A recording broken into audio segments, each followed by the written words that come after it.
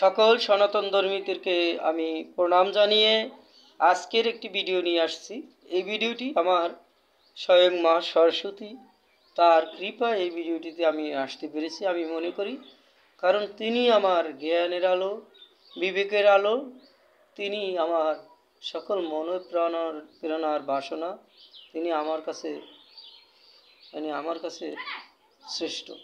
মা সরস্বতী জয় হোক, মা সরস্বতী, মা সরস্বতী তোমার কৃপায় এত দূর। হ্যাঁ গাইস, আপনাদেরকে বলবো আজকের ভিডিওটি আমার মা সরস্বতীকে নিয়ে। মা সরস্বতী এত আপন কেন ভাবি তাকে জানেন? তাকে আমি দীর্ঘ 16 বছর মার সেবায়তে দায়িত্ব পালন করেছি একটি কলেজ প্রতিষ্ঠানে, আর সেই তারই দয়াতে আমি আজ কলেজ প্রতিষ্ঠানে একটি জব পেয়েছি। সামান্য জব হলো আমার কাছে অনেক বড়, ঠিক আছে? তো আপনাদের কাছে বলতে চাই মা সরস্বতী কৃপা। আমি গল্পটা বলি। আমি যখন কলেজে চাকরিতে যাব, তখন আমি এক আন্টিকে বলেছিলাম, আন্টি আমি তো দীর্ঘদিন ধরে এই মন্দিরে দায়িত্বে আছি, ছোটোবেলা থেকে শিক্ষকদের সাথে চলাফেরা, তা আমি সবার মানুষের সাথে পরিচিত, তা আমি একটু যদি এই অনার্স ভবন হয় তাহলে আমি কী করব সেখানে যেন চাকরি হয়। এখন বলছে, সেই আন্টি বলছে যে অনার্স ভবন হইলে পরে তারপরে স্যারকে বলিস। সে ওই পাত্তা দেয়নি। যাই হোক, আমি ঠিকই আছি, আমি মা সরস্বতীর আরাধনা করে যাচ্ছি। আমার এটা প্রতিদিন সকালের একটা ছিল প্রার্থনা, মা সেবার পরিচর্যা থেকে, মার ফুল জল থেকে, যেটা যখন যা পেরেছি মন দিয়ে এই মোটামুটি করে গেছি। মানে একদম পার্মানেন্টলি পারিনি, কিছুদিন বাইরে ছিলাম, মা করেছে। যাই হোক, আমি মা সরস্বতী কৃপা পেয়েছি বিদায় আমি মা সরস্বতীকে নিয়ে আজকের এই আপনাদের একটি বার্তা দিচ্ছি।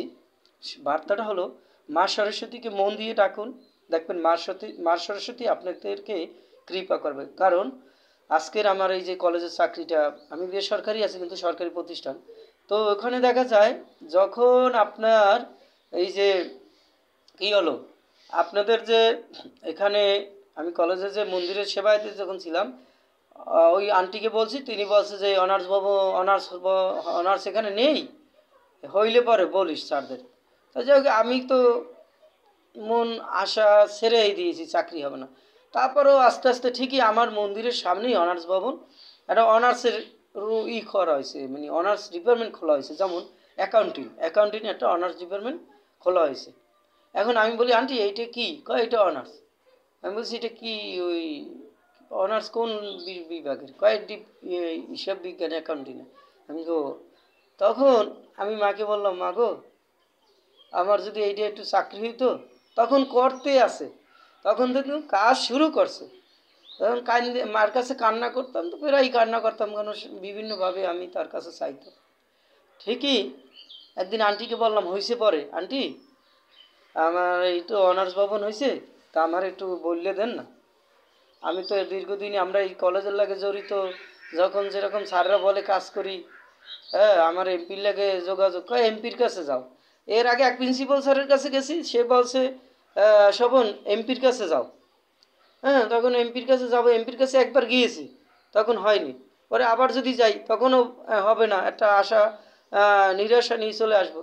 তখন আমি আশা ছেড়েই দিয়েছি, দূর চাকরি লাগবে না। মা সরস্বতীর কাছে আমি বলি, কান্দি এই নিজের মতন ছিল, আর নিজে খুব কর্মঠ সাহসী। ঠিক আছে, এক পর্যায়ে মা সরস্বতী আমাকে কান্না করেছি। যাই হোক, তার প্রতি আমার একটা বিশ্বাস ছিল বা ছিল, মন ভক্তি দিয়ে তাকে ডাকতাম। আর একটা আমার গুণ ছিল, আমি মন্দিরের 2 পয়সা খাওয়ার চেষ্টা করতাম না। বেশিরভাগ পূজারি ক্ষেত্রে যদি কেউ দিত সেইটা, তাছাড়া না। হাতে দিত যদি, তাও করতাম না। আমি মন্দিরে ধূপ কাঠি মোম যতটা পারতাম দিতাম। নিজ কিনে ভুলবশত ক্ষমা করো মা। আমি কখনো পূজার টাকা দিয়ে 9 করে পকেটে ঢুকানোর চিন্তা করি না। আমি সেই ছেলে। যাই হোক, আপনাদের আমি 10-এর আশীর্বাদ আর মায়ের কৃপাতে আছি, তারই শিক্ষায় আমি আছি।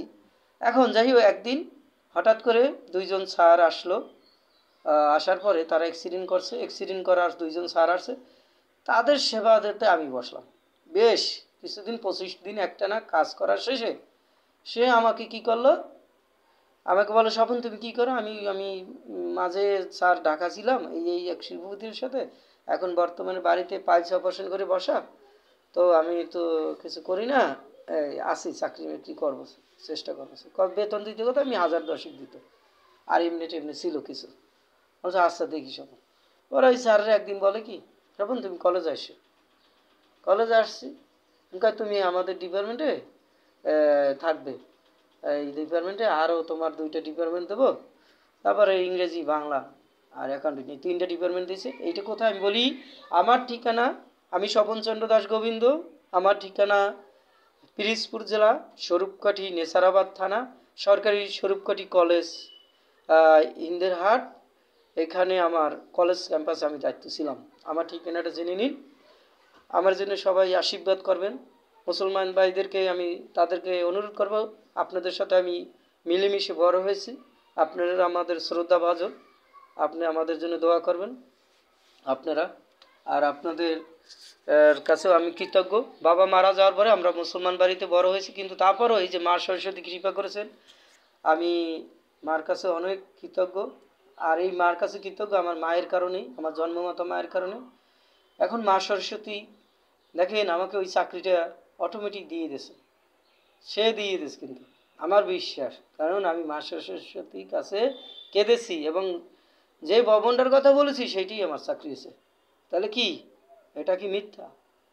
হ্যাঁ, তাহলে আমি আপনাদের কাছে এই আমার জীবনের একটা ছোট্ট কাহিনী বললাম, বিশাল কাহিনী আছে বলবো না, এইটা ছোট কাহিনী।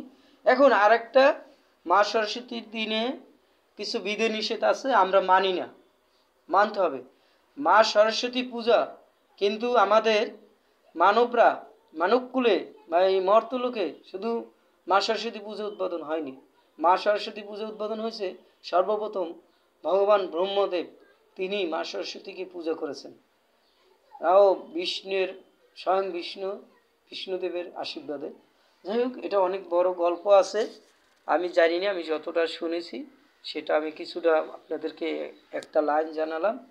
তো মা সরস্বতীর পুজো সবাই করবেন, সকল ছাত্রছাত্রী ভাই বোনকে অনুরোধ করব, ভাই বোনদেরকে আপনারা প্রতি বছর মা সরস্বতীকে তো পূজা করবেন, প্লাস আপনারা নিজেরা প্রতিদিন মা সরস্বতীর একটা ছবি বই পড়াশোনার সামনে টানিয়ে রাখবেন, মা সরস্বতীকে স্মরণ করবেন।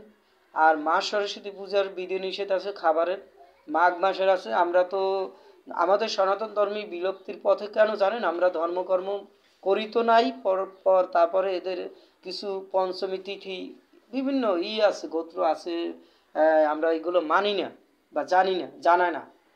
আমাদের গার্ডিয়ানদেরকে বলবো এটা জানাতে, যেভাবে আপনারা বাচ্চাদেরকে জানানোর চেষ্টা করবেন। একটা সংগঠন করুন, সেইখানে প্রতি মাসে হোক সপ্তাহে হোক একদিন গিয়ে ধর্ম চর্চা করুক, ছোট ছোট শৈশব থেকেই শিখুক, তারা যেন বিনয়ের সাথে ধর্ম শেখে, হিংসা থেকে দূরে থাকে। হিন্দু মুসলমান বৌদ্ধ খ্রিস্টান আমরা সবাই মানুষ, এই পৃথিবীতে ধর্ম একমাত্র পরিচালনা হয় যার কারণে সুষ্ঠুভাবে মানুষ যেন থাকতে পারে, পাপ থেকে দূরে থাকতে পারে, সেই জন্য কিন্তু এই মানুষ এই এই ধর্ম করে।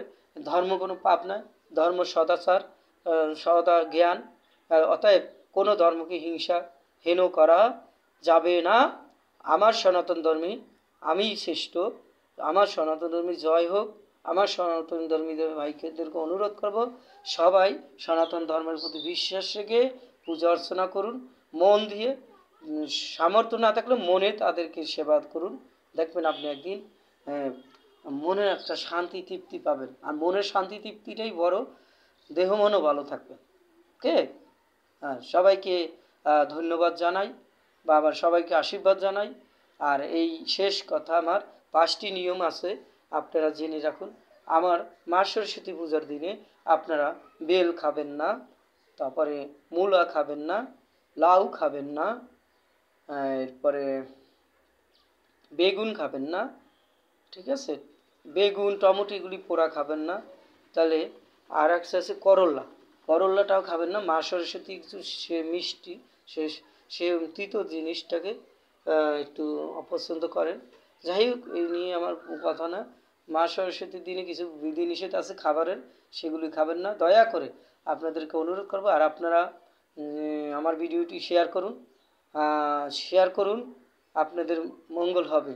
কারণ আমি মা সরস্বতীর কৃপা পেয়েছি, তারই আমি সন্তান। কারণ এক টানা 1999 সাল থেকে আমি মন্দিরের সেবায়তের দায়িত্ব আমার মা ঢুকেছেন, তারই ধারাবাহিকতা আমি 2015 সালের